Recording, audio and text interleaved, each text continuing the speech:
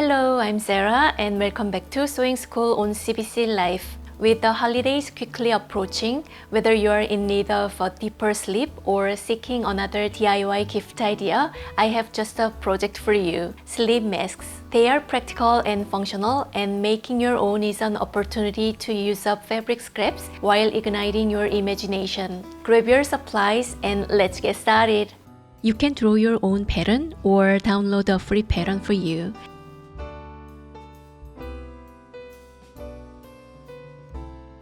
Choose 2 scrap fabrics, one for the main fabric and another for the lining,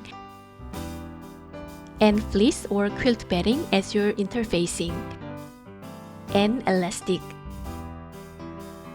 You will also need fabric shears, fabric snips or small sharp scissors, a point turner, a fabric marker or chalk. Optional are a safety pin, a loop turner, and pinking shears. Trace the pattern accurately on the main fabric.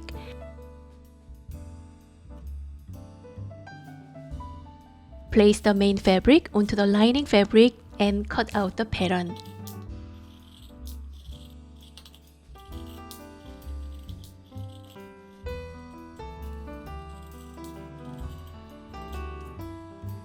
Use the pattern to mark or snip the notches onto the fabrics.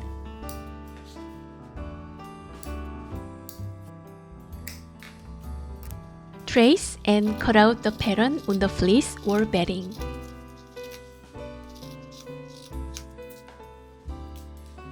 Set the lining aside for now and place the main fabric onto the fleece wrong sides together.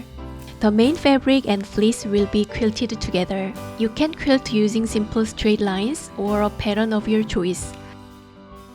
Feel free to get creative with this step. I'm quilting intersecting parallel lines in a grid pattern.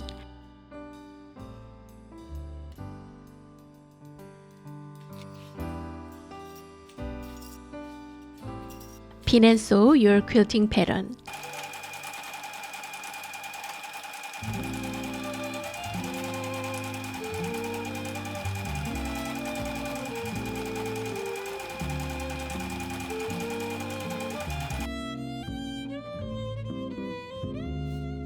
Pin the ends of elastic to the side notches.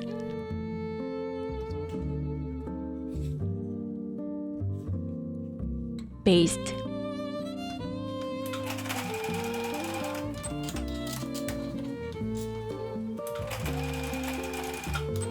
If you prefer a covered elastic, let me show you how to encase your elastic. Prepare a fabric strip that is wide enough to wrap the width of your elastic and is about 10 inches longer. Fold the strip lengthwise with the right sides together and press.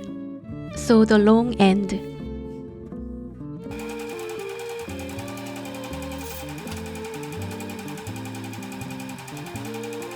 And trim the seam.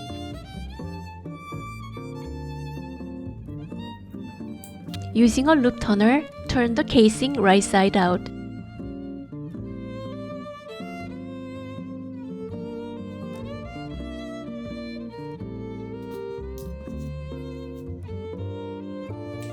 Using a safety pin, insert the elastic into the casing.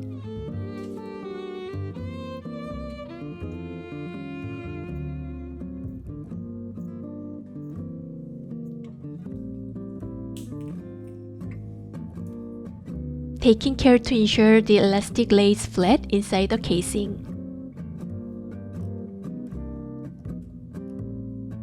On my other mask, I quilted vertical parallel lines.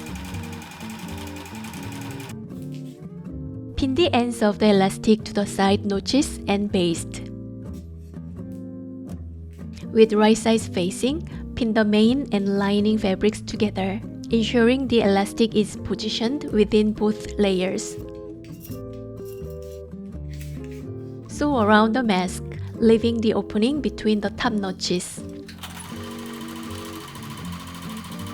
A shorter stitch length will help for those tricky curves.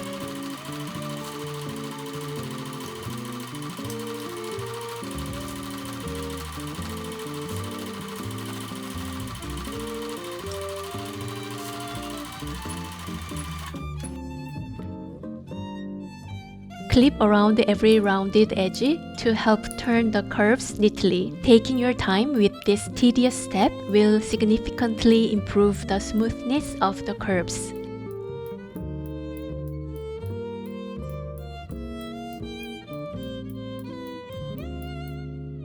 Alternatively, you can use pinking shears to trim the seam allowance for a similar effect.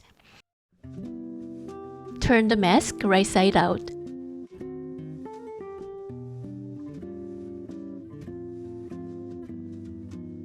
Use a point turner to carefully push out the edges by scraping the seams.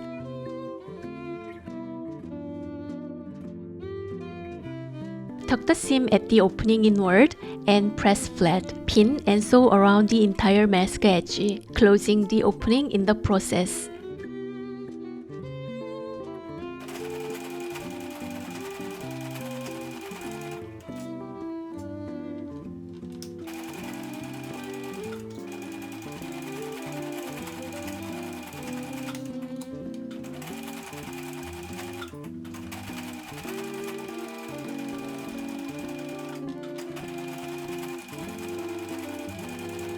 Now your slim mask is complete, ready for wearing or gifting. Slim masks are great for travel and the perfect stocking stuffer or gratitude gift for anyone who could use a better rest. You can mix and match different fabrics for the front, lining, and elastic casing in a variety of combinations to showcase your skill and creativity.